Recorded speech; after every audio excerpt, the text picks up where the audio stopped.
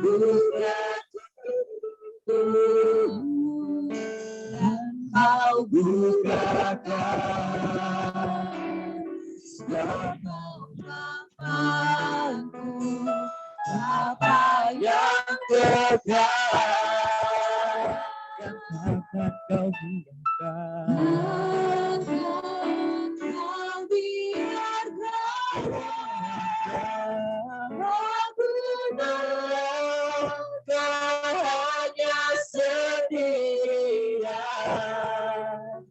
Kau selalu ada bagiku, sebab kau Bapakku, Bapa yang kekal.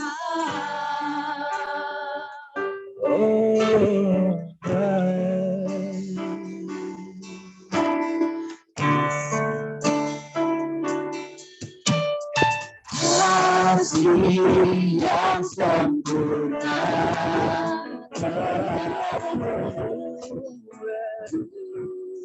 terima kasih bukan harta, kebaikanmu hanya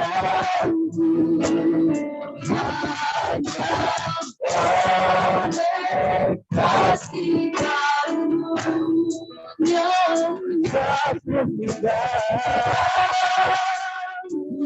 berikan aku layak dalam dirimu, dapat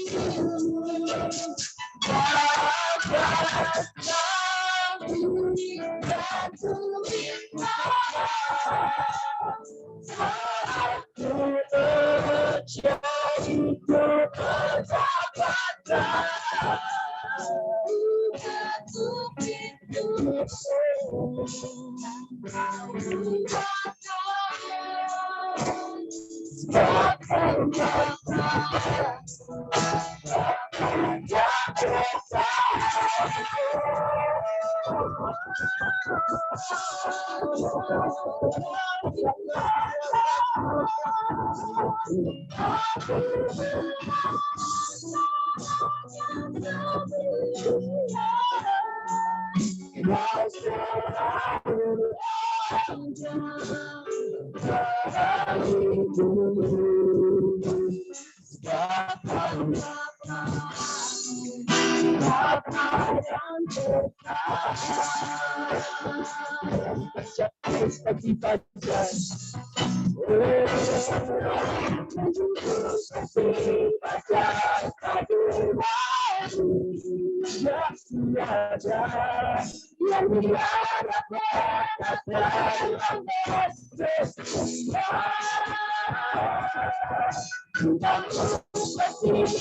dan aku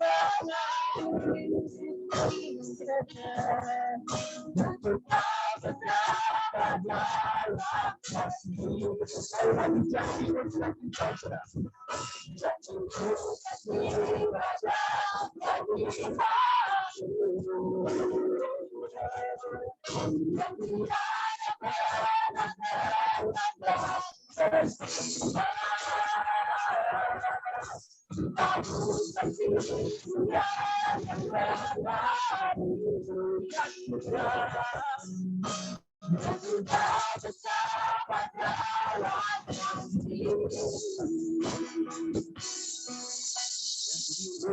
hidup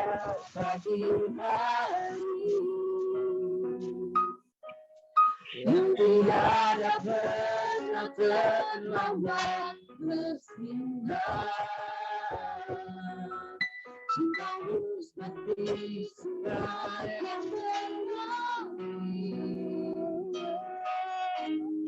dan ku tahu betapa dalam kasih-Mu.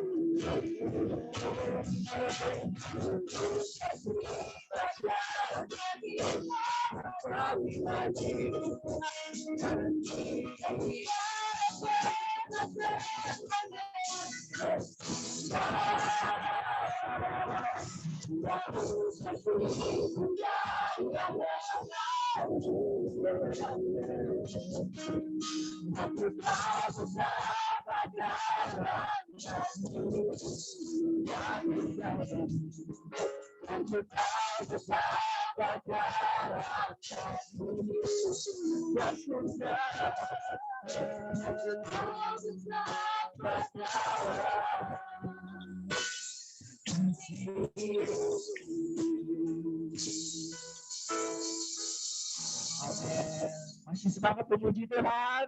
Masih pagi ya, kita bisa lebih semangat lagi. Mungkin ada yang baru bangun, ada yang lagi apa. Tapi it's okay, kita di sini mau sama-sama memuji Tuhan. Kita nyanyikan Dia Sungguh Baik. Let's get it.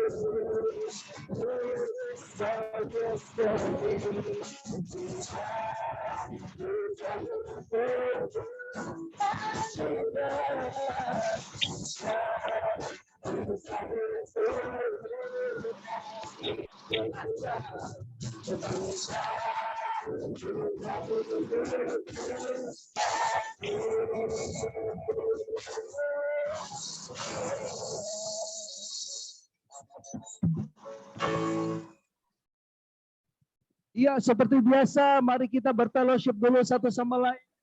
Terima kasih buat Song Ministry.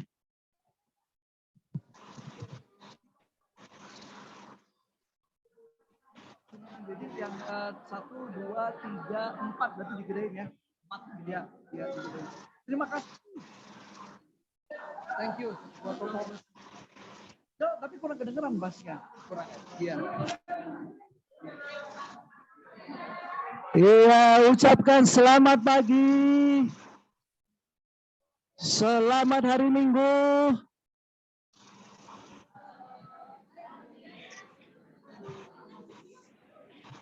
Iya. Cek 1. Iya, betul. Thank you. Ya, ini dari depan, belakang ke depan.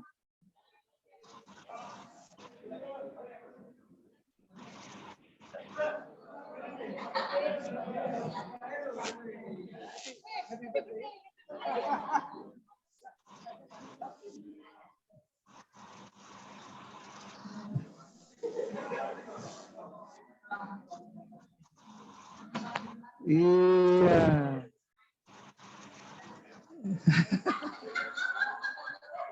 Gak apa-apa kok.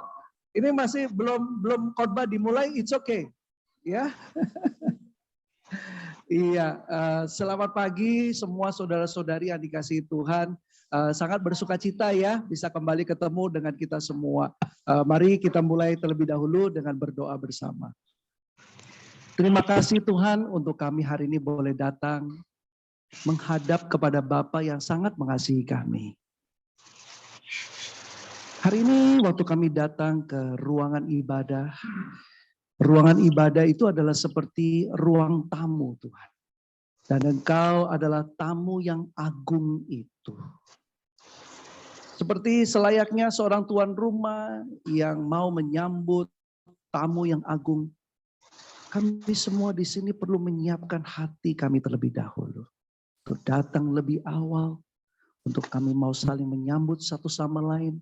Dan pada saat ibadah dimulai, kami boleh sama-sama menyanyikan puji-pujian kepada sang tamu agung tersebut, yaitu Allah sendiri.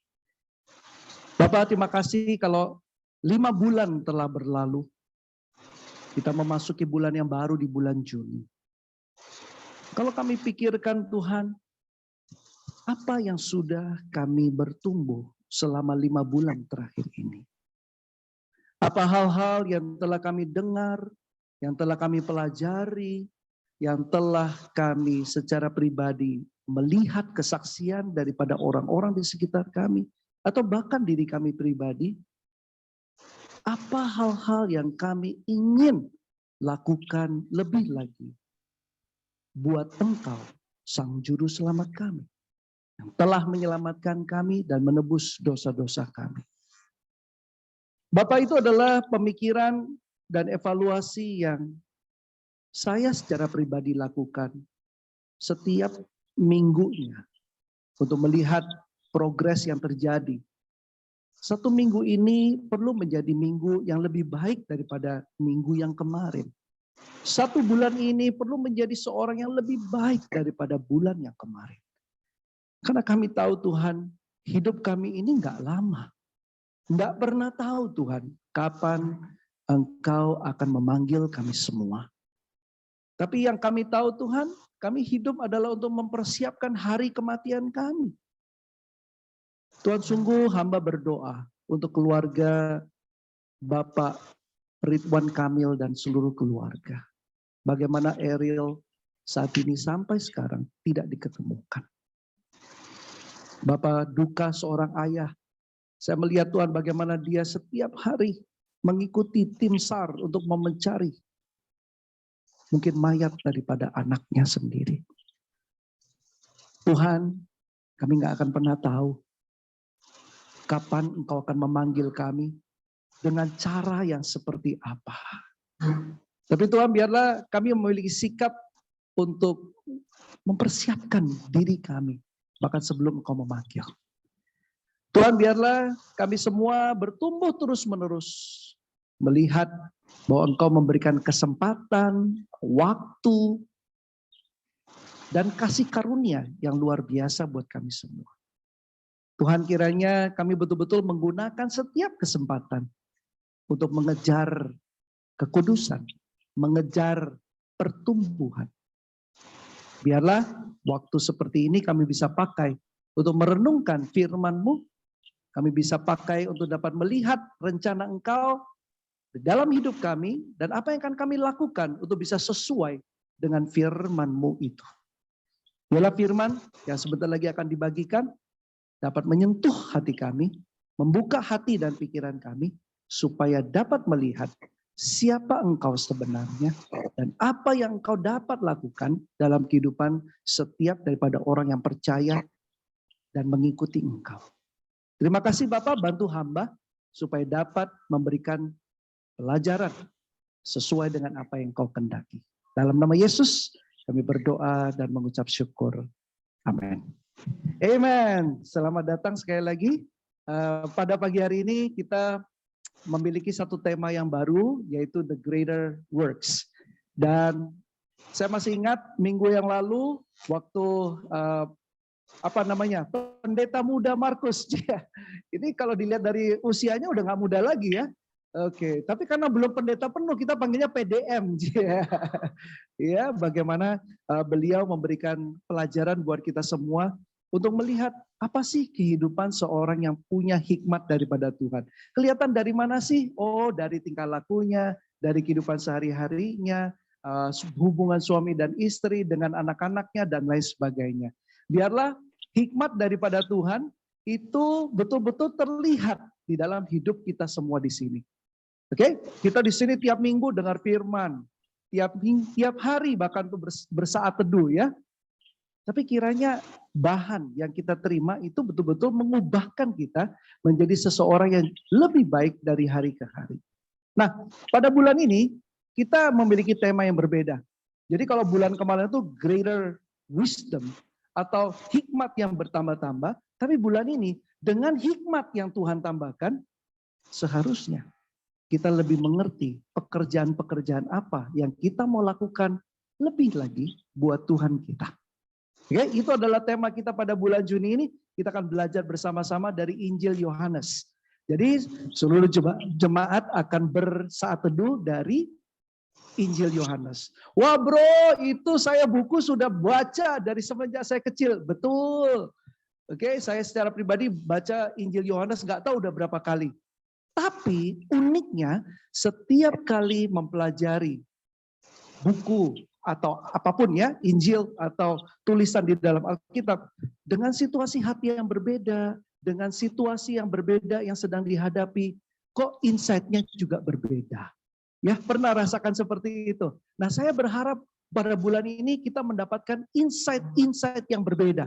Sehingga kita bisa melihat bahwa Injil Yohanes begitu menarik dan membuat kita pengen meniru, mengenal Yesus yang luar biasa. Oke, Greater Works diambil dari tema Yohanes 5:20, yaitu di mana Yesus mengatakan bahwa dirinya akan melakukan pekerjaan-pekerjaan yang lebih besar. Yesus secara pribadi ngerti di mana posisi dia. Waktu di dunia, dia adalah utusan Tuhan untuk melakukan pekerjaan-pekerjaan yang lebih besar, sehingga dikatakan dalam Alkitab bahwa apa tanda-tanda yang perbuatan-perbuatan yang penuh kuasa yang Yesus lakukan itu tidak akan cukup dimuat di seluruh dunia ini. Berarti pada semasa Yesus hidup atau semasa dia ministry 3,5 tahun itu, I don't know, mungkin setiap hari dia lakukan beberapa tanda-tanda dan perbuatan yang penuh dengan kuasa. Pekerjaan-pekerjaan Tuhan yang luar biasa. Sehingga kayaknya satu dunia kok nggak muat. Itu ada di dalam Alkitab. Ya. Nah, tapi hari ini saya berharap bahwa kita nggak ikut Yesusnya oleh karena, wow, saya pengen lihat pekerjaan Tuhan. Atau mukjizat, atau keajaiban terjadi dalam hidup saya. Tapi kita pengen lihatnya adalah, kalau kita belajar Injil Yohanes, kita pengen tahu lebih dalam tentang Yesusnya. Bagaimana dia adalah Tuhan dan Juru Selamat yang sebenarnya. dan juga mengikuti cara hidupnya. Sehingga pada akhir bulan ini kita bisa melihat bahwa Tuhan akan menggunakan kita untuk melakukan pekerjaan-pekerjaan yang jauh lebih besar daripada sebelumnya. Amen. Oke. Oh ya, sekarang sudah ada ini. Oke. Next ya. Hari ini secara khusus saya akan membahas tentang 7 ungkapan yang dikatakan oleh Yesus sendiri tentang dirinya. 7 I am, kita bilang dalam Injil Yohanes. Nah, Injil Yohanes ini sangat menarik sekali. Ada 7 daripada tanda-tanda atau pekerjaan Yesus yang penuh kuasa, dan setiap pekerjaan yang Yesus lakukan selalu punya arti. Nah, kita akan bahas itu di minggu-minggu yang ke depan. 7 orang yang bersama-sama dengan Yesus dan yang mendapatkan impact, pengaruh yang sangat luar biasa juga kita akan bahas. Tapi hari ini khusus kita akan membahas 7 ungkapan Yesus yang mengatakan bahwa aku adalah. Dan setiap satu persatu nanti kita akan pelajari apa maknanya, dan kemudian kita akan masukkan itu ke dalam hidupnya kita, sehingga hidup kita jadi jauh lebih mengerti siapa Yesus, apa yang dia bisa lakukan, dan kita semakin mau meniru dia. Amen? Oke, saya ingin tanya, jika Anda sedang interview, mau masuk ke dalam sebuah perusahaan, kira-kira kamu akan promosi tentang dirimu tentang apa kira-kira? Oke, kita coba tanya ya. Kalau Niko deh. Niko, kalau Niko ada interview dan dikatakan begini, Saudara Nikolas, apakah, coba jelaskan siapa dirimu?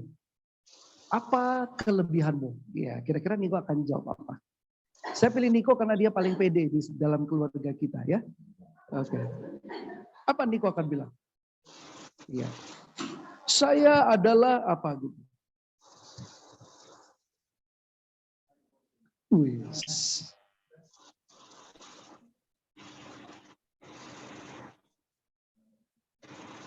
Oke, apa lagi? Apa itu meticulous? Oke.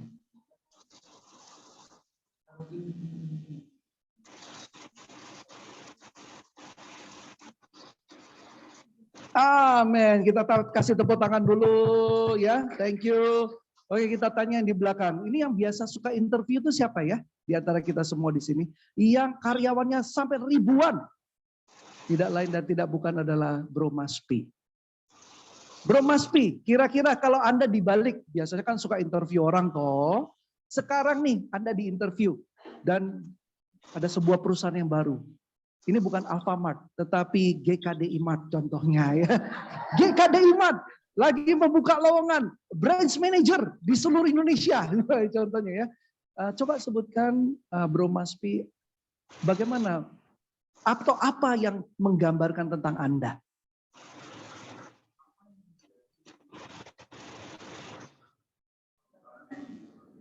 Iya, GKDI Mart.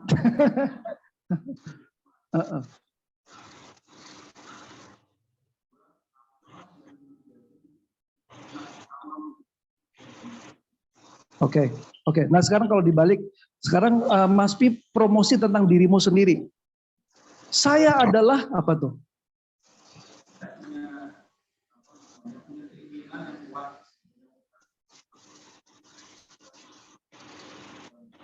Mantap. Apalagi bro?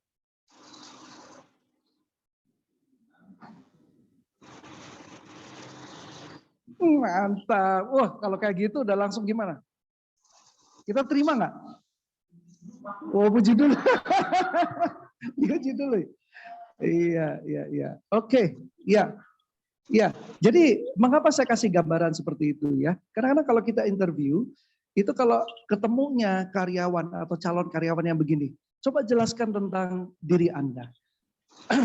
Saya adalah orang yang biasa-biasa aja sih Pak. Ya saya ini kadang-kadang males, ya kadang-kadang rajin. Kalau ada pekerjaan, ya untung-untungan lah. Kalau saya itu ada niat semangat ya. Wah pokoknya kalau gaji gede saya akan kerja deh. Tapi kalau misalnya ada sesuatu terjadi, ya udahlah saya menghindar aja. Gimana kira-kira? Atau kita akan menerima seorang karyawan yang bilang begini, seperti tadi Niko, atau seperti Bro Maspi tadi, yang confident. Saya adalah begini, saya kalau dikasih pekerjaan, saya akan lakukan begini-begini. Kalau saya dikasih tanggung jawab, saya akan lakukan dengan penuh tanggung jawab dan tepat waktu dan lain sebagainya. Kita akan terima yang mana? Pasti yang lebih jago untuk mau mempromosikan dirinya. Nah, saudara-saudari, hari ini kita akan melihat bagaimana Yesus mempromote atau memberitahu kepada kita semua tentang siapa diri kita. Dan kalau dia hasil membuat kita sampai pada akhir ibadah ini, bahwa kita melihat bahwa luar biasa. Aku mau ikut dia, aku mau seperti dia, aku mau betul-betul, saya mau lihat bahwa saya mau punya hubungan dengan Yesus yang adalah Tuhan dan Juru Selamat saya. Dan inilah yang kita akan lihat pada hari ini. Siapa Yesus yang sebenarnya. Oke, ada 7 ungkapan. Yang pertama kita langsung saja. Dia mengatakan di Yohanes 6 ayat 35 bahwa kata Yesus kepada mereka, akulah roti hidup. Barang siapa datang kepadaku, ia tidak akan lapar lagi. Dan barang siapa percaya kepadaku, ia tidak akan haus lagi. Jadi apabila saudara-saudari nanti ada waktu belajar lagi, ini adalah kejadian di mana mereka itu banyak orang mengikuti Yesus. Dan Yesus tahu motivasi apa di dalam hati mereka. Oke, waktu orang-orang tuh ngikutin Yesus, coba ngikut. Udah malam hari, Yesus bilang, kamu ngapain ikut aku? Kamu ikut aku karena kamu mau kenyang kan? Kamu mau makan kan? Yesus ngerti tentang kebutuhan mereka mau makan. Cuman kalau mau cari Yesus oleh karena mau dapat berkat, Yesus bilang, oh itu bukan caranya. Kamu motivasi yang benar, kamu mau ikut aku. Kalau kamu mau ikut aku adalah roti kehidupan. Terus kemudian setelah di ayat ini ya, Yesus ngomong lagi, kamu tahu ya Musa, itu waktu di padang gurun kasih makan. Kamu tahu siapa yang kasih makan? Itu bukan Musa. Tuhan yang luar biasa. Kasih makan kepada bangsa Israel 40 tahun. Memenuhi kebutuhan semua. Jadi jangan cari orangnya. Jangan cari berkatnya. Cari siapa? Cari Tuhannya. Dan di sini Yesus mengatakan, akulah roti yang hidup itu. If you eat me, quote-nya ya. Kalau kamu datang kepadaku, dan saya ada di dalam kamu gak akan merasa lapar lagi. Dan kamu gak akan pernah haus lagi. Oke, apa artinya? Di sini Yesus menjadi makanan yang rohani. Santapan rohani setiap hari kita apa? Alkitab. Oke, kita mau mengenal Yesus, kita mau tahu siapa Tuhan kita. Itu makanan rohani kita. Dan apabila kita memakan makanan rohani, yaitu firman dan Yesus, maka kalau kita datang dan percaya kepada Yesus, kita nggak akan merasa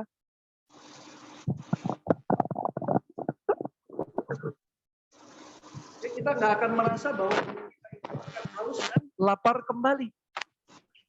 Biasanya hal yang membuat kita ini membutuhkan sesuatu, tapi kemudian kita mengejar sesuatu tapi nggak dapat, ada satu kekosongan dalam hati kita, itu hanya bisa diisi oleh Yesus.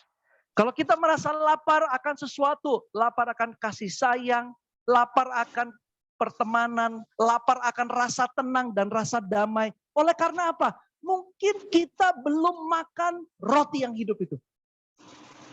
Karena kalau kita betul-betul mengerti siapa Tuhan kita, dialah yang akan memenuhi kebutuhan yang terdalam kita, yaitu kerohanian kita. Ini sangat dalam saudara-saudari. Ada waktu pelajari lebih dalam lagi. Apa arti Yesus buat Anda? Kalau kamu merasa dikit-dikit, aduh kok hidupnya begini ya. Aduh kok saya merasa ada kurang ya. Aduh kok kayaknya ada kebutuhan saya kok belum terpenuhi ya. Kita perlu datang dan percaya sama Yesus. Supaya Tuhan Yesuslah yang akan memenuhi kebutuhan rohaninya kita. Itu adalah yang pertama. Yesus adalah roti hidup. Nggak ada yang bilang bahwa Charlie adalah roti hidup. Nggak ada. Charlie menjual roti mungkin. Tapi nggak ada satupun yang mengatakan, aku adalah roti hidup. Cuma hanya Yesus saja. Oke, yang kedua. Yesus adalah terang dunia. Di Yohanes 8:12, 9:5. Maka Yesus berkata pula kepada orang banyak katanya, akulah terang dunia. Wow. Barang siapa mengikuti aku, ia tidak akan berjalan dalam kegelapan. Melainkan ia akan mempunyai terang hidup. Yesus sangat mengerti tentang perjanjian lama. Dan dia kutip ini dengan sengaja. Karena apa? Karena mereka tahu cerita lama tentang bagaimana Musa membawa bangsa Israel keluar dari Mesir. Dan waktu malam hari, siapa yang menyertai? Tiang api menyertai. Pada saat semuanya gelap, padang gurun loh ya. Padang gurun itu nggak ada yang namanya lampu. Semua gelap, tiang api ada. Dan semua orang berkumpul di sana. Dan ketika tiang api itu berjalan, mereka berjalan. Tiang awan berjalan, mereka berjalan. Mereka ikut. Jadi gelap. Kalau gelap, kita perlu terang. Apa artinya ini? Saya tulis di sini ya, bahwa Yesus hanya satu-satunya yang dapat menyingkirkan kegelapan yang ada dalam kehidupanmu. Dialah yang dapat menunjukkan kepada kita jalan yang terang. Apabila kita datang dan percaya kepadanya. If you believe and come to Him, dia itu akan menjadi terang dunia, terang di dalam hidupmu. Ini adalah bukan satu omongan kosong ya saudara-saudari. Ini adalah janji dia. Siapa saja yang mau mengikuti Yesus dan percaya kepada dia akan mempunyai terang hidup itu sendiri. Pertanyaannya, apakah kita merasa ada kegelapan yang masih menguasai diri kita? Apakah mungkin terang itu belum betul-betul hadir dalam hidup kita dan menguasai hidup kita. Sehingga kegelapan itu kok lebih banyak sering menguasai hidup saya lebih daripada terang itu. Mungkin kita belum betul-betul datang kepada Yesus, sang terang dunia itu. Kalau kita betul-betul datang kepada Kristus, maka kegelapan tidak akan menguasai kita. Terang itu akan ada di dalam hidupnya kita. Jadi kalau saudara-saudari ingin merasakan ada kebutuhan rohani yang mau terpenuhi, kemudian kegelapan tidak mau menguasai, kalau mau hidupnya berjalan dalam terang, ya Yesus adalah satu-satunya jalan. Oke, ini yang kedua. Yang selanjutnya. Yesus adalah pintu. Yohanes 10 ayat 9, akulah pintu, barang siapa masuk melalui aku, ia akan selamat. Dan ia akan masuk dan keluar dan menemukan padang rumput. Ini pintu apa saudara-saudari? Kalau kita tahu perikop ini lagi bicara tentang gembala yang baik. Oke? Dan pada waktu itu orang sangat relate sekali dengan kawanan domba dan juga gembalanya. Ya, mereka punya pintu. Nah pintu itu untuk menyimpan supaya kawanan domba tidak pergi keluar. Atau pencuri nggak bisa masuk. Jadi mereka tak ngerti tentang analogi yang Yesus ajarkan ini. Akulah pintu. Jadi kalau pintu ini dibuka, kawanan domba akan keluar. Dan mereka akan selamat makan masuk dan keluar menemukan padang rumput. Pintu. Buka dan tutup. Dan dikatakan di sana, akulah pintu yang akan menghubungkan kamu dengan Bapa. Jadi kalau kita pengen selamat dan betul-betul punya hubungan yang bagus dengan Tuhan, itu perlu melalui pintu yang satu itu. Siapa? Ya Yesus itu tadi. Enggak ada pintu yang lain. Ada orang mau coba buka pintu, pintunya tetangga. Enggak bisa. Yang nanti adanya diomelin sama tetangga itu. Oke, kita buka pintu. Pintunya adalah pintu gereja. Bukan. Pintunya yang kita perlu buka, yang benar adalah Yesus. Akulah pintu itu. Anyone who wants to see my Father comes through me. Dia harus masuk melalui pintu itu. Ada juga pengajaran yang Yesus yang lain lagi katakan bahwa banyak pintu-pintu yang besar. Tapi kalau kamu mau selamat, masuklah ke dalam pintu yang kecil. Nah ini berarti apa saudara-saudari? Yang besar perlu diet supaya bisa masuk ke pintu yang kecil. Nah ini side point-nya ya. Side point-nya ya. Oke. Nah pintu kecil, pintu sempit, pintu yang gak enak. Pintu yang membuat orang harus berjuang untuk masuk ke sana. Karena akan ada banyak orang kan mau masuk, tapi gak akan pernah bisa. Tapi hanya orang yang berjuang bisa masuk ke dalam pintu itu. Saudara-saudari kalau mau ketemu sama Yesus memang gak gampang. Memang perlu berjuang. Untuk bisa bertemu dengan Bapa mesti melalui pintu yaitu Yesus. Untuk supaya kita bisa selamat. Sudahkah kita menemukan pintu untuk supaya kita bisa punya hubungan dengan Bapa yang lebih baik? Benar nggak sih yang selama ini kita buka itu adalah pintu Yesus?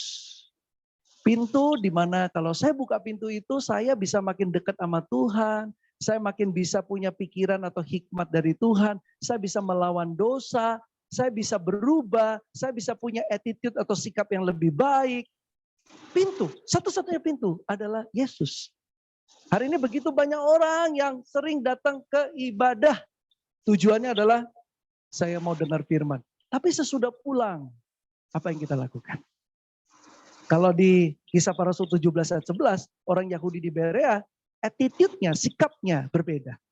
Begitu dia pulang, dengar Paulus dan Silas khotbah di Berea, dia langsung pulang, dia mempelajari, menyelidiki kembali apakah yang dikatakan Paulus itu benar atau tidak, sesuai dengan kitab yang ditulis atau tidak. Oh, dia pelajari lagi. Hari ini pintu, kita buka pintunya benar atau tidak. Pintu Yesus, satu-satunya pintu yang akan mengubahkan kamu dan saya. Mungkin kalau selama ini kita hidupnya begitu-begitu terus, mungkin kita buka pintu yang salah. Bukan pintu Yesus. Coba pikirkan baik-baik. Oke, pintu adalah satu-satunya jalan masuk. Berarti Yesus adalah satu-satunya jalan masuk ke dalam kerajaan surga. Apalagi, siapa saja yang percaya kepada Yesus akan menemukan tempat hingga pada kekekalan. Wow, ini saya pelajari ini ya saudara-saudari ya. Saya duduk, saya pelajari. Aduh, saya bilang, makin jatuh cinta saya sama Yesus. Makin melihat Yesus itu begitu penting dalam hidup saya. Kenapa kok selama ini saya sia-siakan aja ya? Atau anggap enteng, atau anggap biasa. No. Jesus is the only way. Nah ini saya berharap kita semakin bisa diperkuat keyakinannya tentang Yesus. Yesus adalah gembala yang baik. Lagi-lagi dia pakai analogi tentang gembala dan domba. Ya, akulah gembala yang baik. Gembala yang baik memberikan nyawanya bagi domba-dombanya. Dia adalah gembala yang baik, a good shepherd. Nah, apa beda gembala upahan dengan gembala yang baik? Ini dia, gembala upahan namanya juga diupah ya, digaji ya. Dia itu punya motivasi adalah ya udah, yang penting aku dapat duit, yang penting aku dapat gaji, kerja, udah pulang beres. Bukan. Gembala upahan, kalau ada yang namanya musuh datang, ya ngapain? Saya mau perang. Saya mau perang gaji cuma segitu, ya ampun, buat apa mati-matian? Ah udahlah nggak apa-apalah, begitu musuh datang dianya juga pergi. Itu gembala upahan. Yang tidak bersedia kehilangan nyawanya untuk mempertaruhkan keselamatan domba yang harus dilindungi. Gembala upahan. Kabur pada saat ada masalah. Tapi Yesus dikatakan, aku adalah gembala yang baik. Aku bahkan rela memberikan nyawaku demi kamu semua selamat. Siapa yang bisa seperti ini saudara-saudari? Kalau enggak Yesus. Oke? Jesus is a good shepherd. Jadi kalau kita bilang bahwa, aduh kenapa sih ya di dalam hidupku aku ini nggak pernah mendapatkan ketenangan ya. Coba baca Mazmur 31. Lihat bagaimana Yesus, aku adalah gembala yang baik. Bagaimana Daud menggambarkan Tuhan itu begitu luar biasa. Dan dia sangat dekat sama Tuhan walaupun dia hidupnya penuh dengan pergumulan. Jadi orang yang dekat sama Tuhan itu adalah bukan berarti dia nggak ada pergumulan ya saudara-saudari. Tetapi orang yang dekat sama Tuhan adalah waktu di dalam pergumulan, dia tetap memilih hidup yang benar. Dia tetap memilih pakai hikmatnya Tuhan. Dan mengikuti rancangannya Tuhan. Dia nggak pakai caranya sendiri. Gembala yang baik, itu adalah Yesus. Datang sama dia, supaya dia dapat menuntun kita. Gembala itu unik, dia punya satu tongkat yang bentuknya kayak begini. Kenapa sih bentuknya harus begini? Kenapa nggak cuma tongkat aja yang lurus lempeng seperti ini? Karena domba itu bodoh. Domba itu dia akan ngikut ada domba di depan lainnya. Ya, gitu ya. Jadi kalau dia dombanya belok ke kanan yang di depan itu mimpin, gitu nanti semuanya ke kanan. Gak taunya di sana jurang. Nah tapi yang di depan itu karena sudah memimpin, dia bodoh, akhirnya masuk ke jurang itu. Jadi akhirnya domba-domba jatuh ke jurang semuanya. Jadi perlulah ada satu tongkat yang seperti ini untuk narik lehernya si domba itu. Gitu. Gitu ke sana. Jadi nggak jadi jatuh. Itulah pentingnya yang namanya tongkat domba itu tadi, yang gini. Ya. Tujuannya adalah untuk narik itu. Yesus adalah gembala yang baik. Dia narik kita memang sakit, kayaknya beloknya 90 derajat, ya.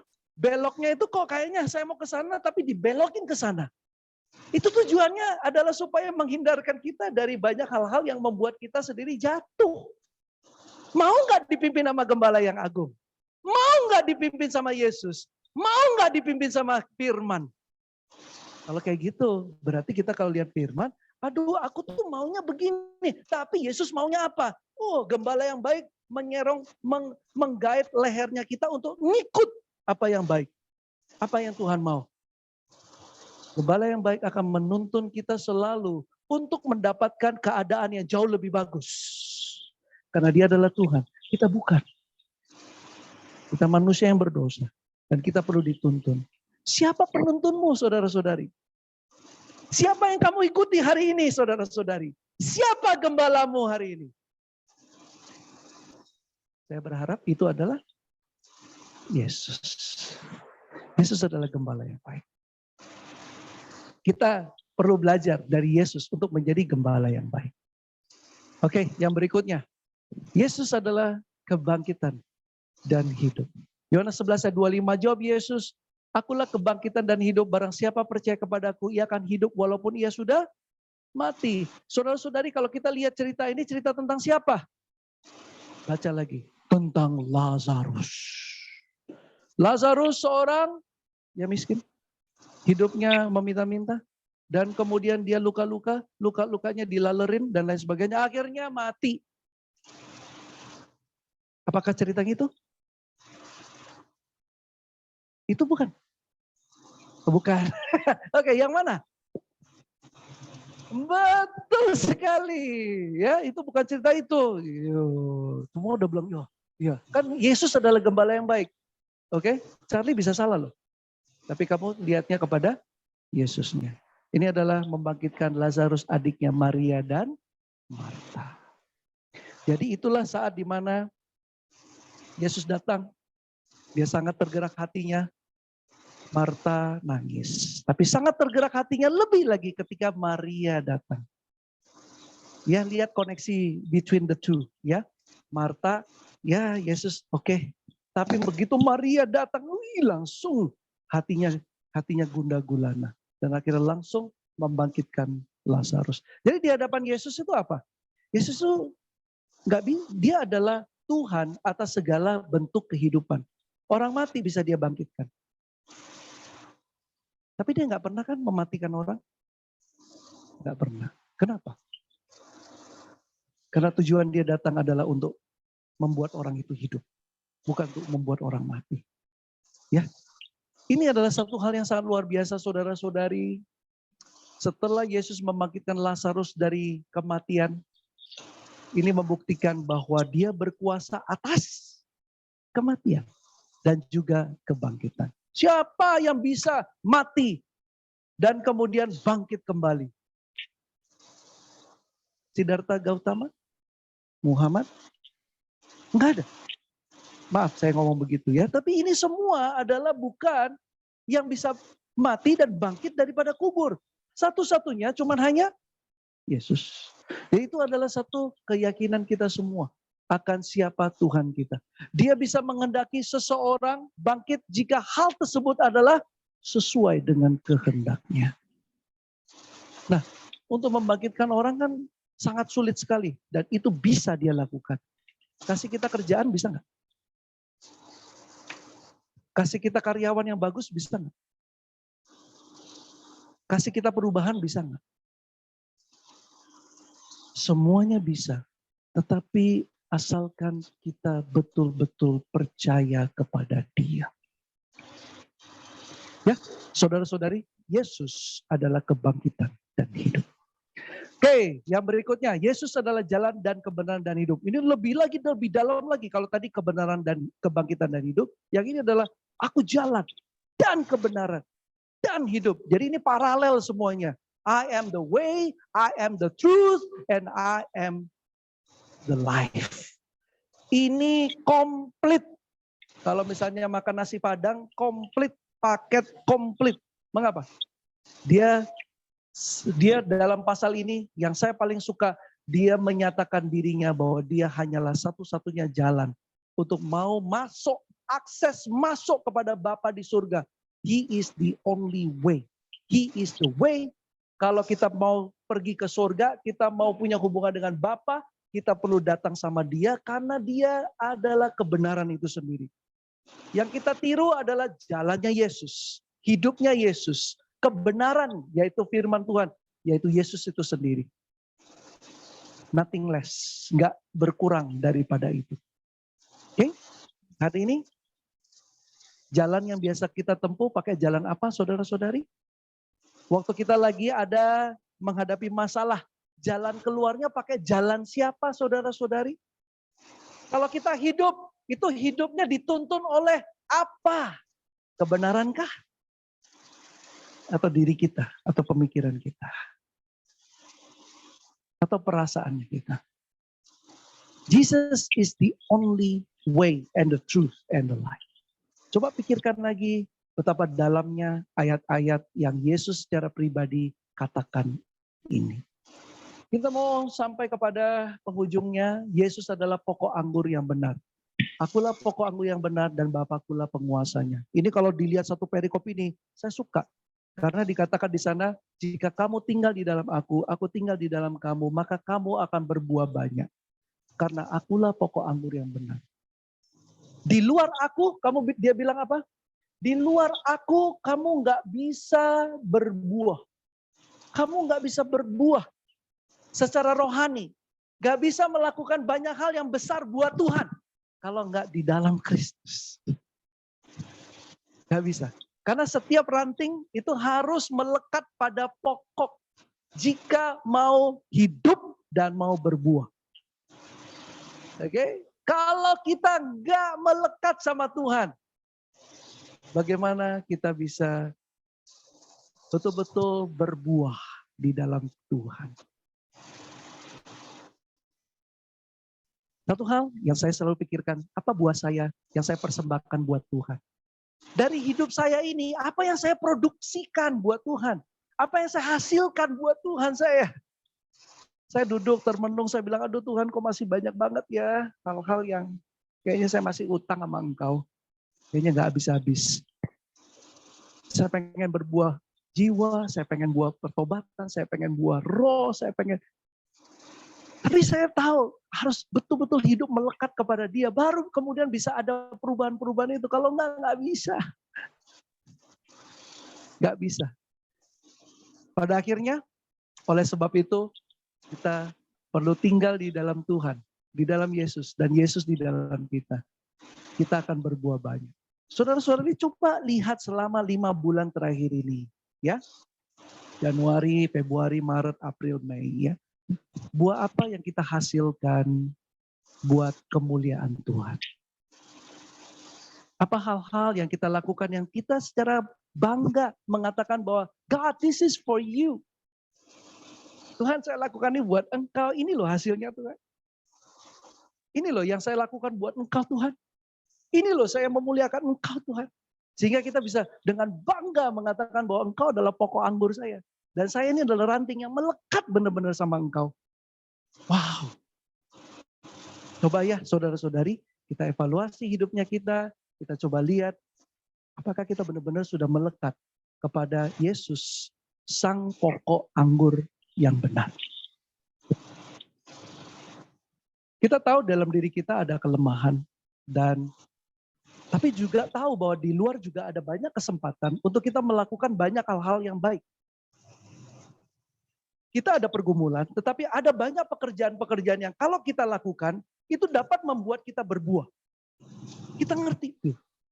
Tapi masalahnya adalah apakah kamu dan saya mau melangkah keluar dan mau mengambil resiko untuk melakukan pekerjaan yang akan dapat membuat kamu berbuah. Walaupun kamu sedang bergumul. Wow. Itu kalau nggak di dalam Kristus, susah kayaknya.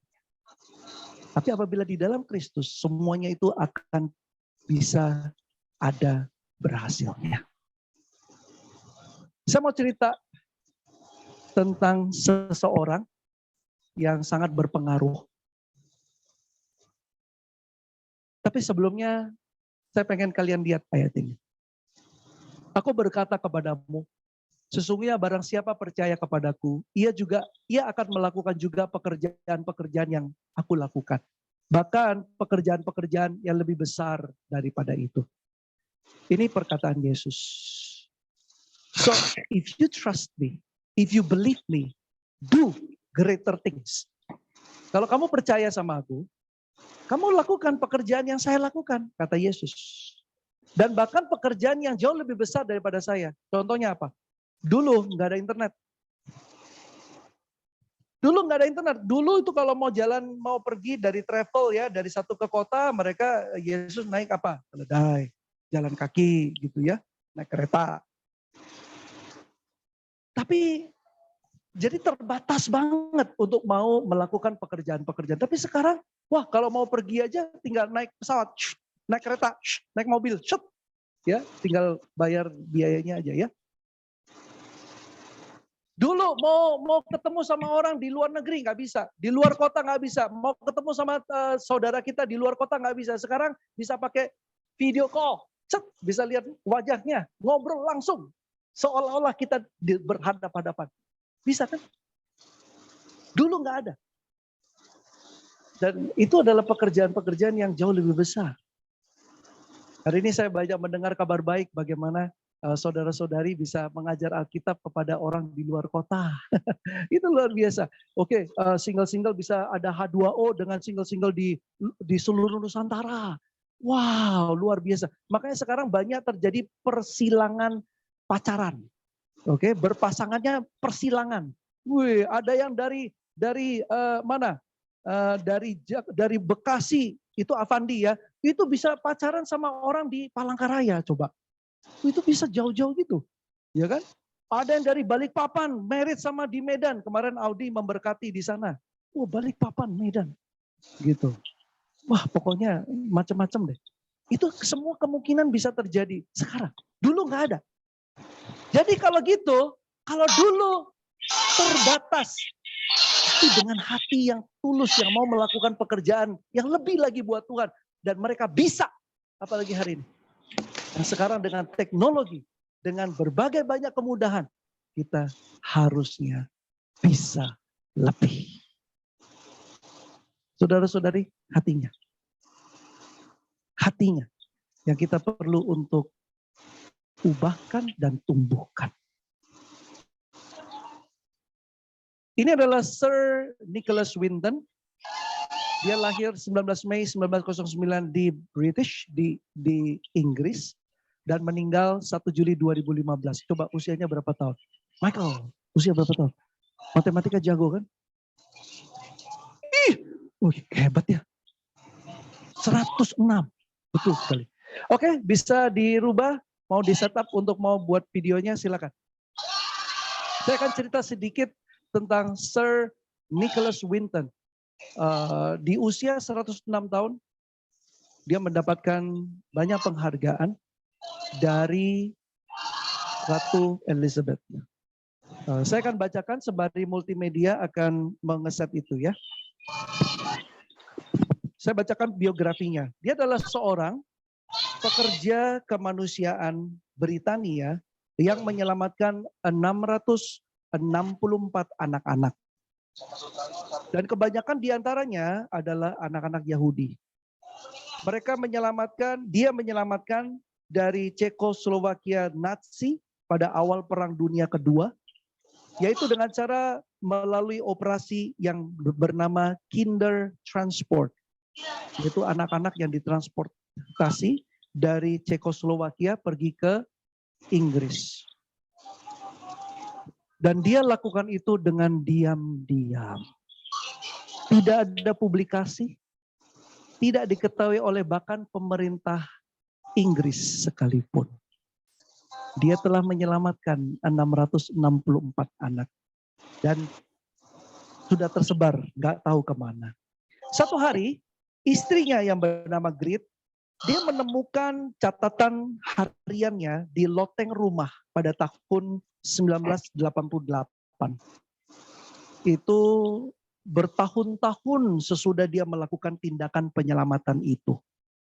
Buku tersebut berisi daftar anak, termasuk nama orang tua mereka, serta nama dan alamat keluarga angkat mereka.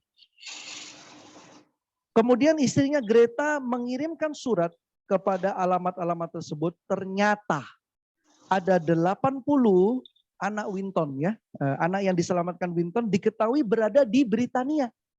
Jadi dari 664 itu ternyata 80 hidupnya di Inggris.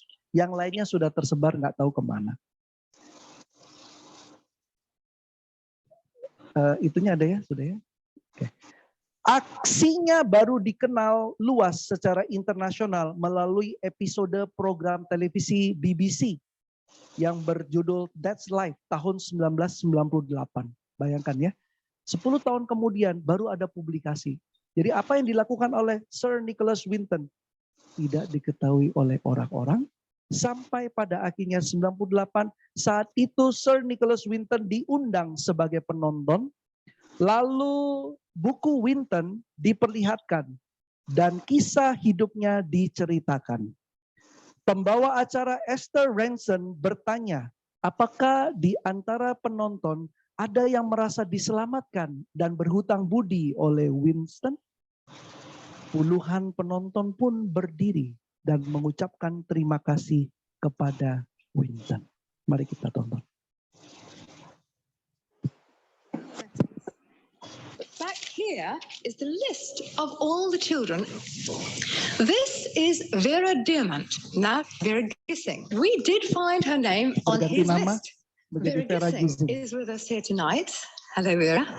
And I should tell you that you are actually sitting next to Nicholas Winton.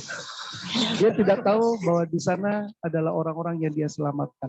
And it was just so wonderful, so terribly, terribly touching.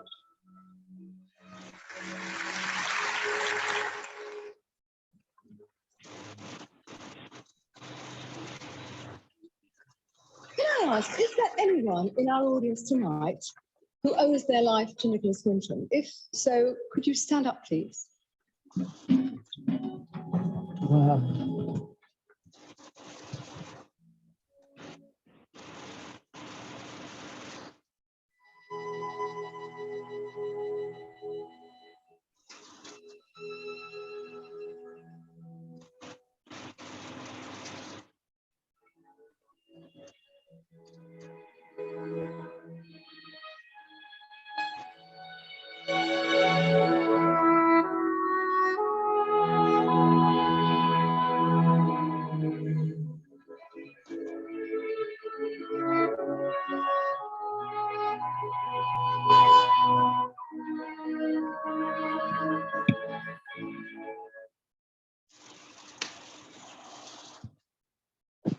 Selesai ya, cepat sekali.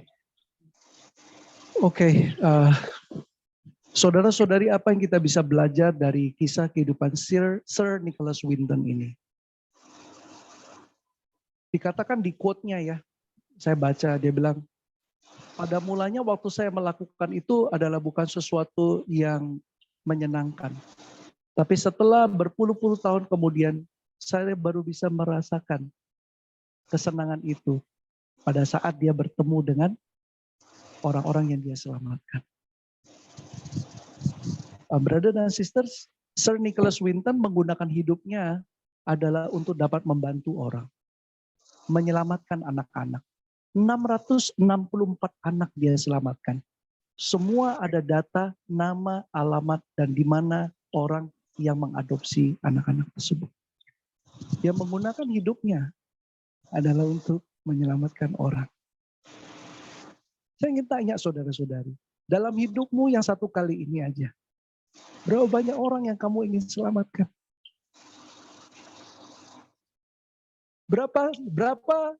Seberapa besar keinginanmu untuk dapat membantu hidupnya orang supaya mereka bisa kenal Tuhan?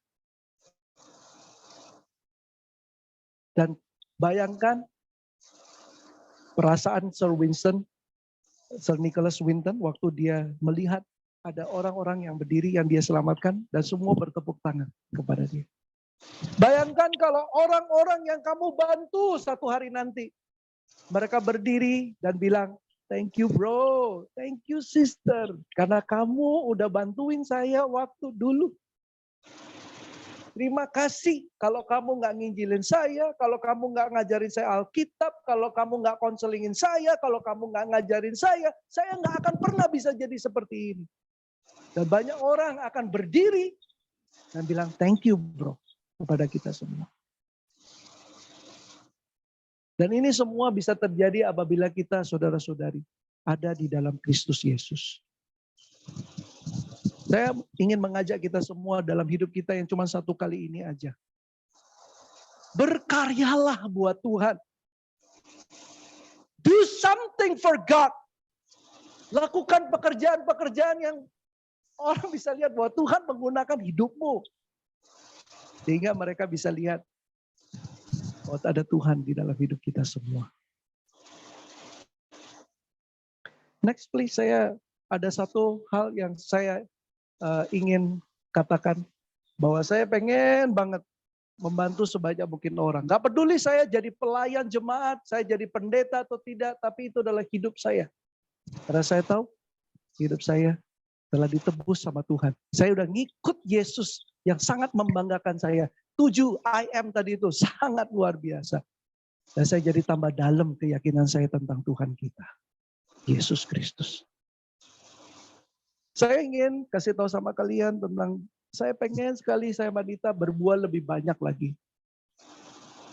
Tapi apa daya, dengan keterbatasan, dengan waktu yang saya punyai, nggak begitu banyak saya berbuah.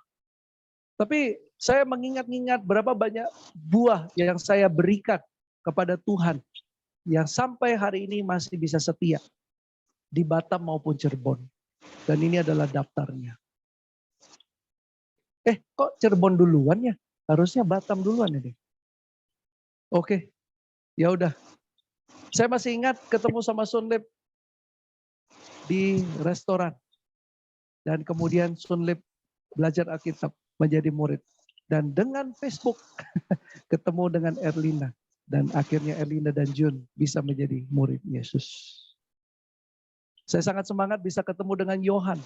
Yang pada akhirnya mempertemukan saya dengan Erwin Singles. Erwin belajar Alkitab dan akhirnya jadi murid Yesus. Saya semangat banget dengan di Kapindo boleh ketemu dengan Mas Markus. Dan akhirnya ketemu dengan istri terkasih Ibu Yuli. Dan pada akhirnya mereka menjadi murid.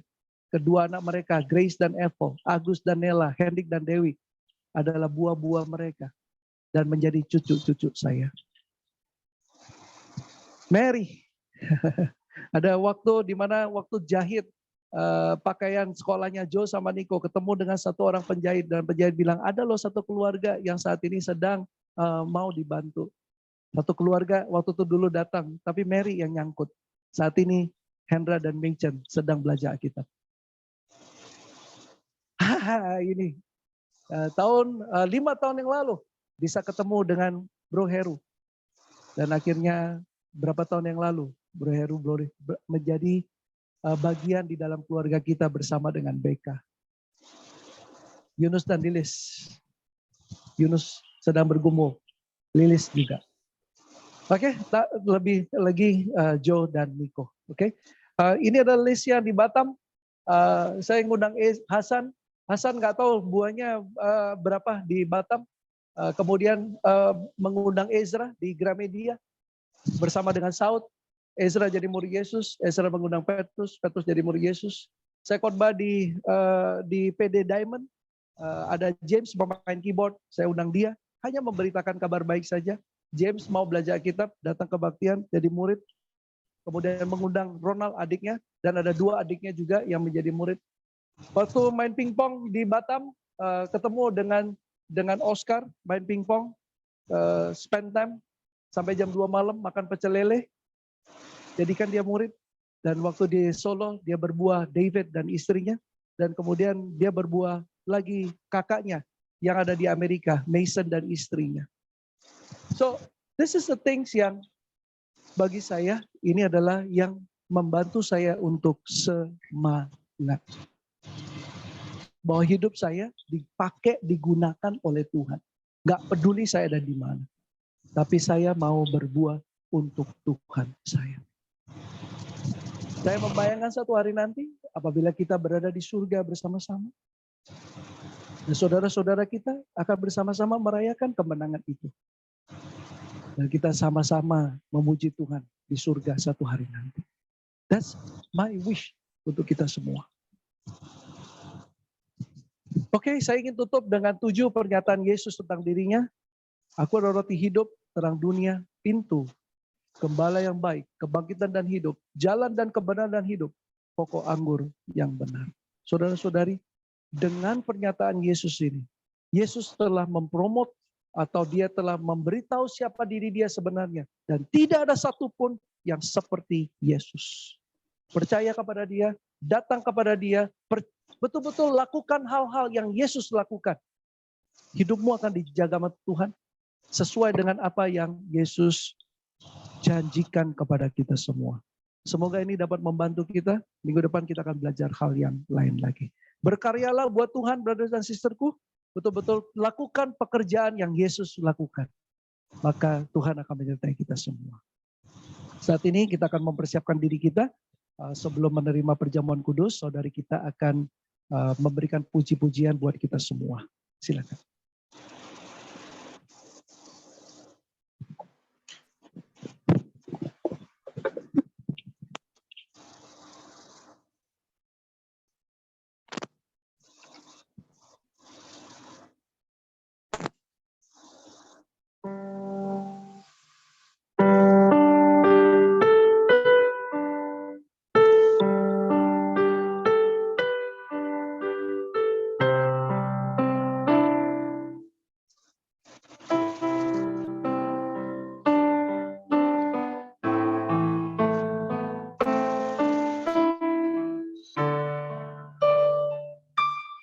Tuhan yang sebenar, Kau beri hidupku, gantikanku, menanggung dosa. Tuhan, Kau mampu menghapuskan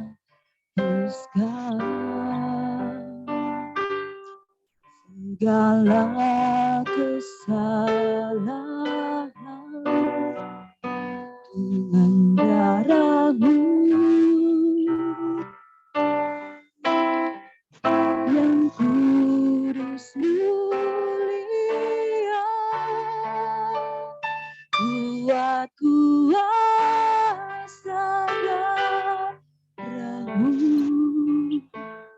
membasuh segenap hidupku.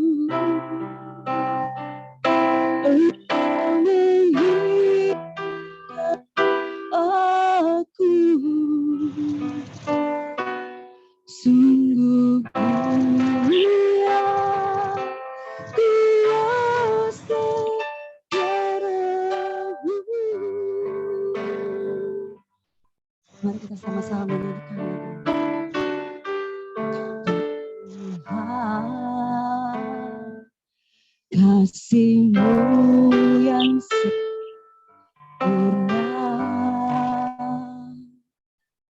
Kau berikan hidupku, menggantikanku, menanggung dosaku. Tuhan, Kau mampu menghapuskan segala kesalahan dengan darah-Mu yang kudus mulia. Kuat kuasa darah-Mu membasuh segenap hatiku.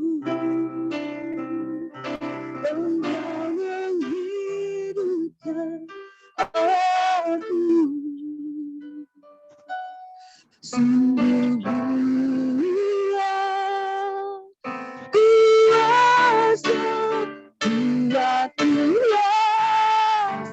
darah-Mu membasuh segenap hatiku. Engkau menghidupkan aku. Sungguh mulia kuasa darah-Mu.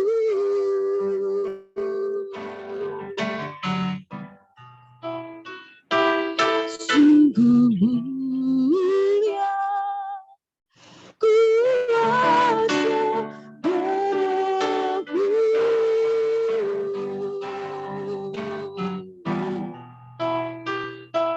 Sungguh mulia kuasa darah-Mu.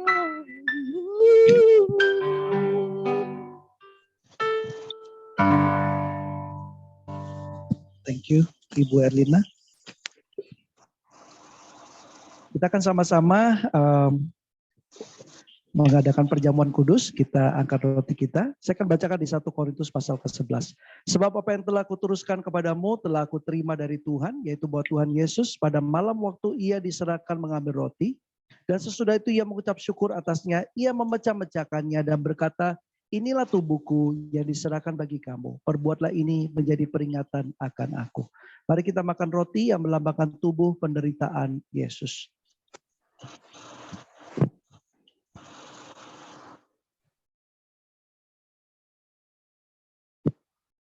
Demikian juga ia mengambil cawan sesudah makan lalu berkata, cawan ini adalah perjanjian baru yang dimeteraikan oleh darahku.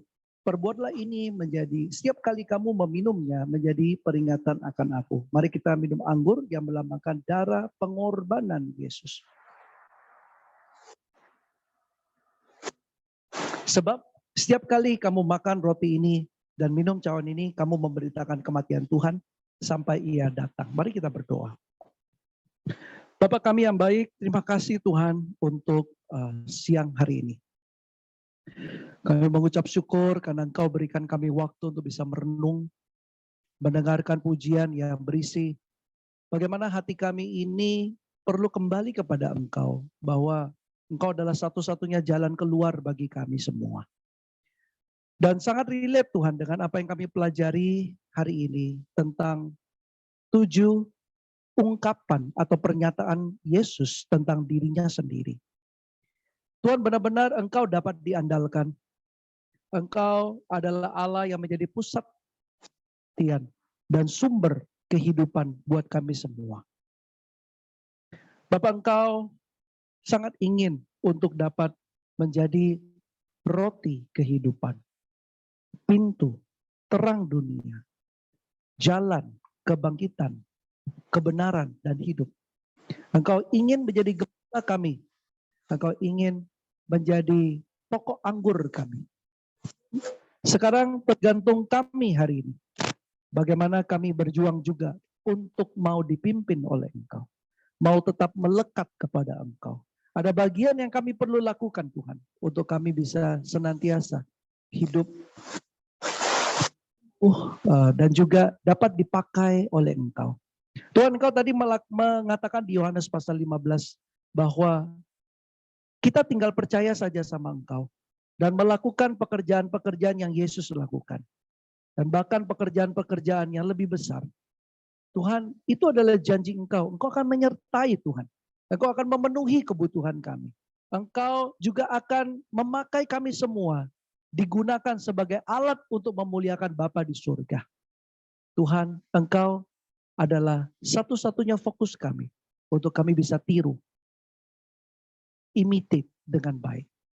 Berkati jemaat Tuhan untuk senantiasa terus memiliki hati yang humble, rendah hati, mau belajar dan bertumbuh. Dalam nama Yesus kami berdoa. Amin. Khotbah yang luar biasa ya, kita bisa sama-sama belajar. Dan sekarang waktunya untuk persembahan. Sebagai kantong persembahan dijalankan, mari kita nyanyikan satu pujian Kasih Allah tak berkesudahan.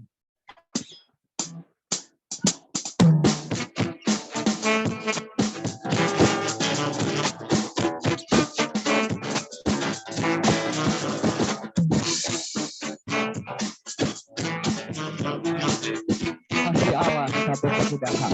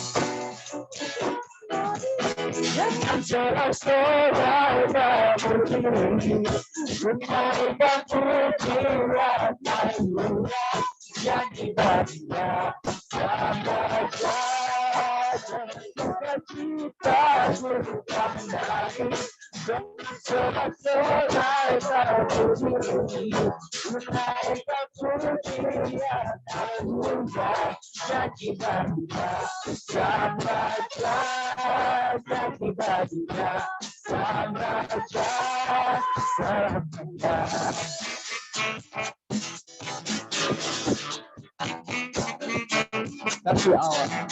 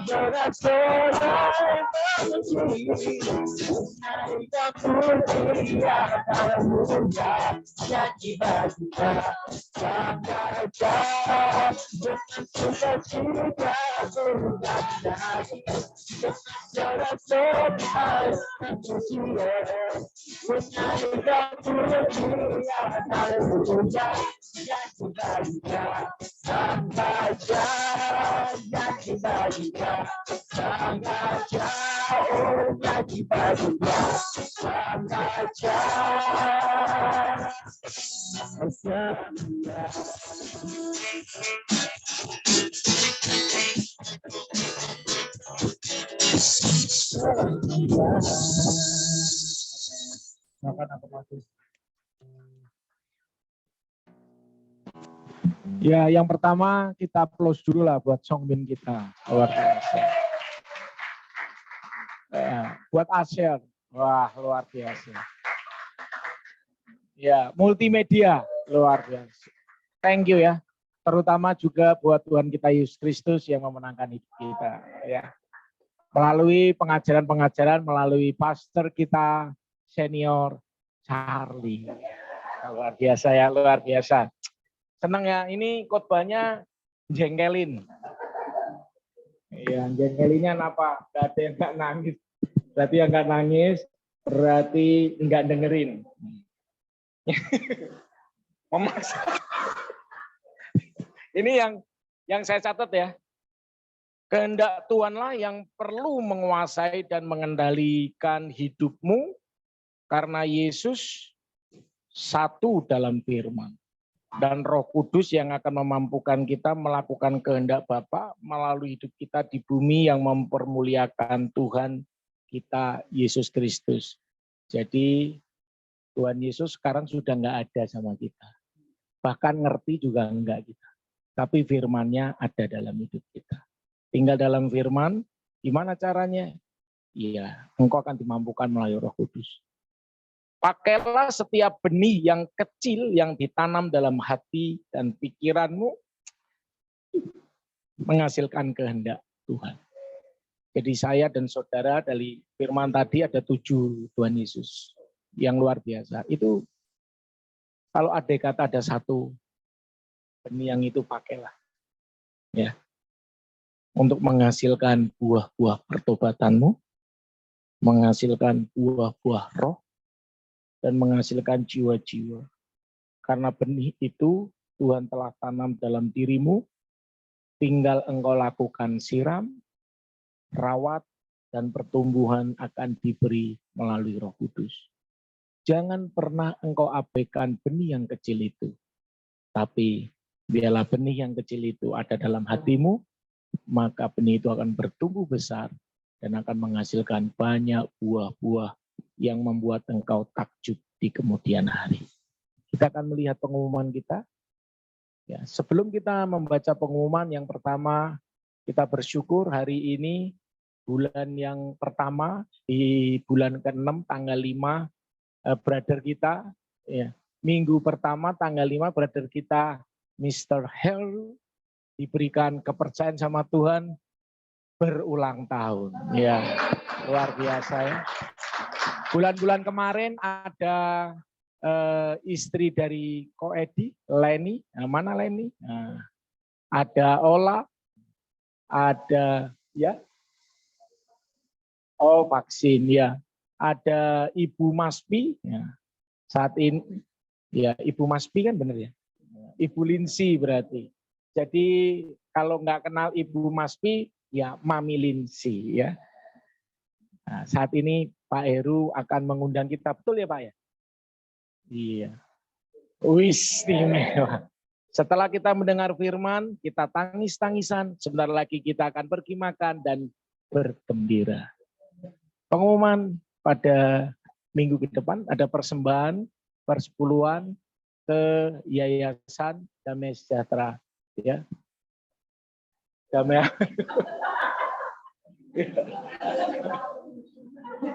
Maksudnya barang siapa memberi akan damai sejahtera. Ya, next ya. Ya oke, Persekutuan Piwa Kamis tanggal 9 Juni 2020 jam 9 pagi di Ruko Geraha CPN. Nah, ini ada yang Inggris dibaca sendiri ya. Teens ya. Lantas ada lagi sulit. Ada workshop Nusantara. Oh, tadi teens ya. Ini teens. Ya, teens Nusantara yang masih merasa teen boleh ikut ya. Nah, kita akan ada minggu ini juga akan ada workshop Nusantara ya. Yang Pak itu ya Pak. Iya Pak Odi BBC ya. Kalau bahasa Inggrisnya BBC ya. Oke. Ibadah Minggu tanggal 12 Juni 2002 jam 9 di Ruko Pengambilan. Jikalau saudara mengalami letih, lesu dan beban berat, datang kepada Yesus melalui salah satunya datang beribadah bersama-sama. Body Bleeding Camp. Oh ini yang tadi ya. Ya lewat Zoom, linknya menyusul. Ada yang tidak perlu ditanyakan. Mari saya panggil saudara bangkit berdiri. Terimalah berkat dari pada Tuhan Yesus Kristus Tuhan kita. Segala puji, syukur, hormat, kemuliaan hanya bagimu ya Bapa. Kami telah diajar 7 hal bagaimana kami mengenal Yesus dalam hidup kita. Bagaimana kami melihat dan merespon Tuhan yang sangat berkuasa. Saat ini kami tahu Tuhan, kami hanya dapat mendengar akan suara Tuhan melalui kebenaran firman. Kiranya berikanlah hati kami yang lemah lembut untuk mau mendengar dan melakukan setiap perintah dan titah-Mu dalam firman-Mu itu. Hingga kami diberikan kemampuan melalui Roh Kudus-Mu yang senantiasa menolong dan menuntun kami, menyanggupkan hidup kami untuk melakukan setiap kehendak-Mu. Biarlah hidup kami Bapa mempermuliakan nama-Mu. Biarlah dalam setiap pikiran, hati, dan kehendak kami melakukan apa yang Tuhan pikirkan, apa yang Tuhan rasakan, dan apa yang Tuhan mau untuk kami lakukan. Kiranya kasih dan damai sejahtera Yesus Kristus tinggal dalam hidup kami, karena kami adalah orang-orang yang menjadi pilihan-Mu, dan kami bukanlah orang-orang yang sembarangan. Oleh sebab itu Tuhan kuasai kami dengan Roh Kudus. Saat ini kami berdoa Bapa, kiranya Engkau mengampuni salah dosa setiap hati kami yang condong lari jauh daripada-Mu. Kiranya Engkau pulihkan setiap keadaan kami. Kami berdoa dan memohonkan kepada-Mu, kiranya Engkau memberikan kesembuhan setiap brother sister kami yang sakit. Kiranya Tuhan akan memberikan jalan keluar kepada brother sister dan setiap umat Tuhan yang merindukan jalan keluar. Kiranya Tuhan memberikan kelegaan kepada orang-orang yang saat ini bersedih, tak tahu jalan keluar. Kiranya Engkau pakai kami, perlengkapi kami, sertai kami. Berikan kepada kami hikmat, pengertian, dan kebijaksanaan untuk dapat menyampaikan kebenaran siapa Tuhan yang kami sembah. Menyampaikan dan memperkenalkan Tuhan yang kami sembah adalah Tuhan yang dapat mengubahkan hidup saya dan hidup Engkau. Dan Engkau akan selamat. Tuhan terima kasih. Kiranya kami juga berdoa, tetap berdoa memohon kesembuhan. Kiranya Tuhan memberikan kesembuhan kepada bro adik yang saat ini masih mengalami kelemahan tubuh. Kiranya Tuhan jamah. Tante Ana, kiranya Tuhan jamah. Dan Pak Heru, dan siapapun yang kami tidak dapat sebut satu persatu. Kiranya Tuhan beri kesembuhan. Kiranya kasih-Mu tinggal serta dalam kehidupan kami semua. Kiranya damai sejahtera daripada Allah Bapa, Putra, dan Roh Kudus menyertai kita dari saat ini sampai selama-lamanya. Karena Tuhan Allah, Tuhan yang ajaib dan Tuhan yang agung. Amin. Kita sudah sampai di penghujung daripada ibadah. Mari kita nyanyikan sama-sama, sebab Dia hidup. Ya. Hey.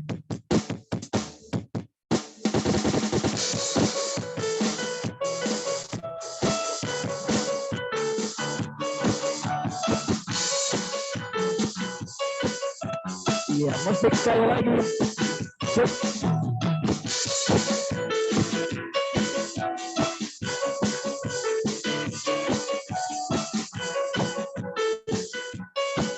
Mari kita nyanyikan sama-sama anak Allah. Anak Allah. Yesus Raja, Raja Putra.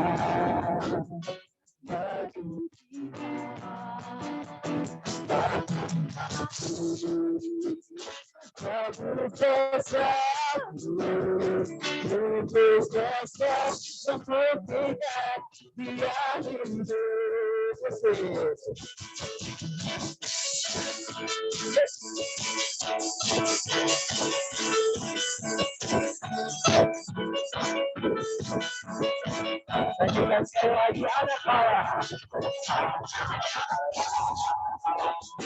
Yesus sahabat tetap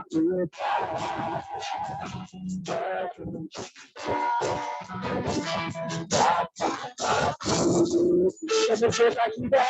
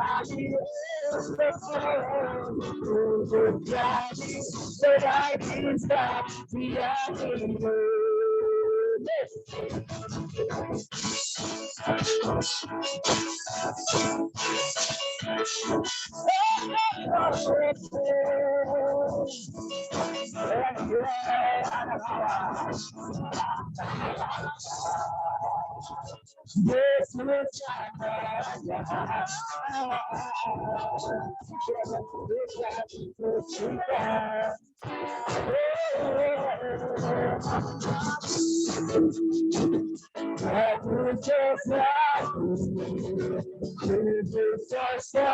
untuk kita ada